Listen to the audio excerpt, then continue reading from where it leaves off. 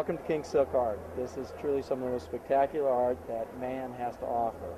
What you're seeing is this is all silk embroidered, and it comes from a province in China called Suzhou.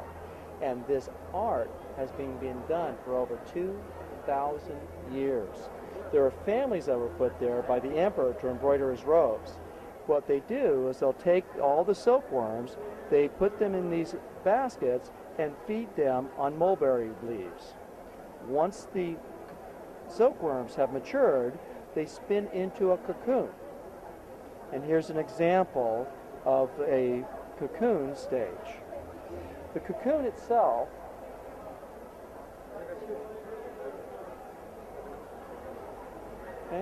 and what they do with this is they'll take a vegetable dye, permeate the silk with the dye. So what you're looking at is an organic to an organic. So the dye becomes a permanent fixture in the silk thread, and so it will never lose its color. They can get about 2,000 feet out of one cocoon of that very, very fine fiber. This is thinner than a human hair. They'll then take this and literally just start stitching it. As part of it, the first thing they'll do is they'll split the thread down to a specific count of the thread itself. The thread starts with a total of 16 strands.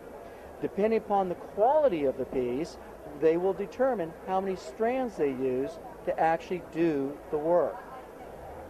Something like this, like a tiger for example, these top quality pieces will take anywhere from months to years to complete.